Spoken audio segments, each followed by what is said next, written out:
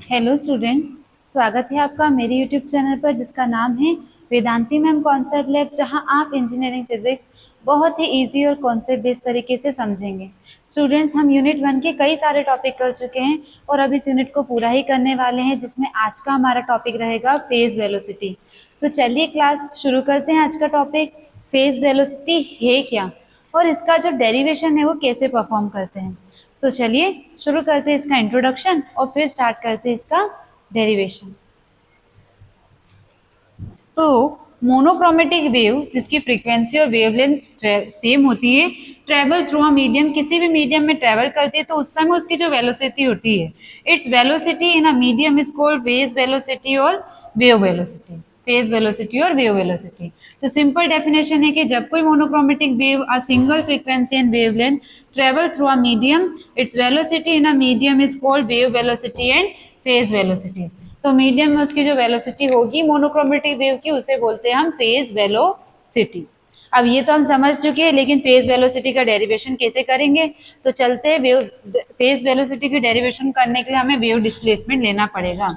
Consider a wave displacement, consider a wave displacement of a wave, consider a wave displacement of a wave। तो y is equal to a sin omega t minus kx, ये है wave displacement का formula, where a is equal to amplitude, omega is equal to omega is equal to है angular momentum,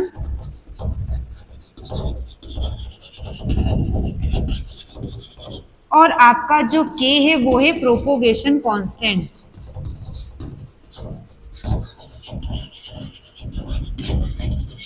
propagation constant. तो यहाँ पे हमने देख लिया डिस्प्लेसमेंट का फॉर्मूला। पर ये वीपी होता क्या है, तो पहले मैं बता देती हूँ वीपी है क्या। वीपी होता है रेशियो ऑफ एंगुलर मोमेंटम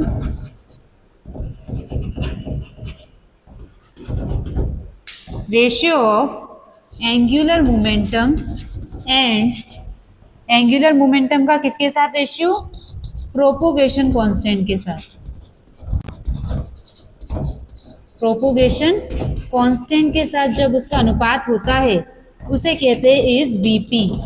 तो अगर मैं वीपी को बनाना चाहूँ तो कैसे लिखूंगी class, VP is equal to omega by K, ये है आपका VP, ratio of angular momentum and propagation constant. तो ओमेगा आपका एंगुलर मोमेंटम है, कि आपका प्रोपोगेशन कांस्टेंट है, इसका जो अनुपात होता है उसे हम बोलते हैं वीपी। अब इसको डिराइव करना, इसको तो मैं इसे डिराइव करूंगी इस वेव डिस्प्लेसमेंट के एक पार्ट से। तो वेव डिस्प्लेसमेंट का ये जो पार्ट है जो है omega T minus K x, इसे मैं मान लूंगी कांस्टेंट। क्या मान लूंगी, कांस्टेंट मान लूंगी। इसे कांस्टेंट मान के इसका डिफरेंशिएशन करूंगी, वो भी किसके रिस्पेक्ट में, विथ रिस्पेक्ट टू टी के रिस्पेक्ट में। मान लो इक्वेशन 1 है तो इस इक्वेशन 1 का मैं डिफरेंशिएशन करूंगी विथ रिस्पेक्ट टू टी के। क्लास किसके रिस्पेक्ट में डिफरेंशिएशन करूंगी, मैं करूंगी डिफरेंशिएशन टी के रिस्पेक्ट में। अगर मैं इस इक्वेशन का टी के रिस्पेक्ट में डिफरेंशिएशन करती हूँ तो del omega upon del T हो जाएगा, minus del K X upon del T हो जाएगा, इज इक्वल टू 0। अब इसे थोड़ा सिस्टमेटिक करती हूँ, मैं ओमेगा को साइड में लिख लेती हूँ और del T upon del T हो जाएगा, माइनस के को साइड में लिख लेती हूँ, फिर del X upon del T हो जाएगा, is equal to 0। Del T क्या हो जाएंगे 1, तो यहाँ क्या रह जाएगा, सिर्फ ओमेगा, मतलब इससे ये क्या हो जाएगा 1 हो जाएगा, तो बच्चा सिर्फ omega, minus K del X upon del T को ऐसे ही रहने दो क्लास, इज इक्वल टू कह लो 0। तो अगर मैं इसे और सिस्टमेटिक तरीके से लिखना चाहूँ तो मैं लिख सकती हूँ del X upon del T, तो ऐसे ही रहने दो, ये ओमेगा और के माइनस का है तो नीचे लेके आ जाओ। तो del X upon del T is equal to क्या आ गया क्लास, ओमेगा बाय के, और ये हम जानते हैं इनका रेशियो किसके बराबर होता है, वीपी के। तो यहाँ पे हमने डेरिवेशन परफॉर्म करके दिखा दिया कि VP is equal to omega by K कैसे होता है। तो हम लिख सकते हैं क्या कि वीपी इज इक्वल टू क्या होता है, ओमेगा बाय के।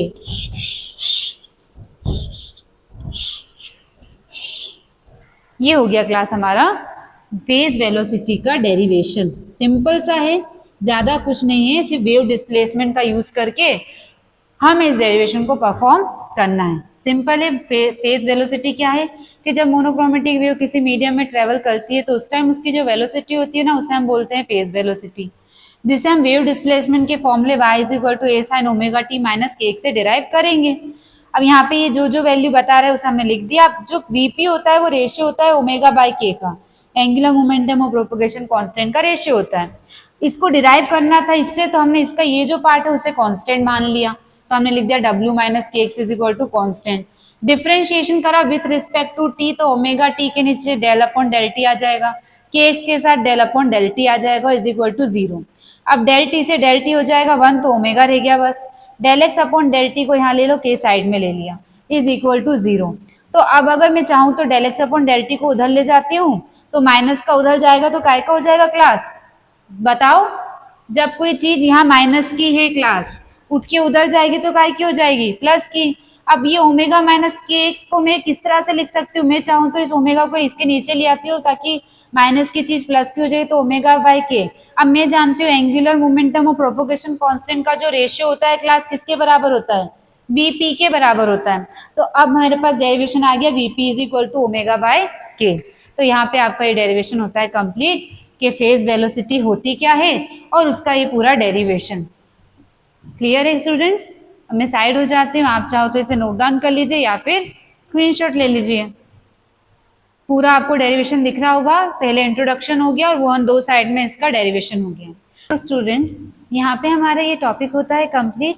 फेज वेलोसिटी को हमने समझ लिया है और अब नेक्स्ट टॉपिक में लेके चलूंगी ग्रुप वेलोसिटी, जिससे वेलोसिटी में ये जो टॉपिक है फेज और ग्रुप वेलोसिटी वो कंप्लीट हो जाएगा और हमारा सिर्फ लास्ट टॉपिक रह जाएगा हाइजेनबर्ग अनसर्टिनिटी प्रिंसिपल, जो मैं अपने वीडियो में अपलोड करूंगी।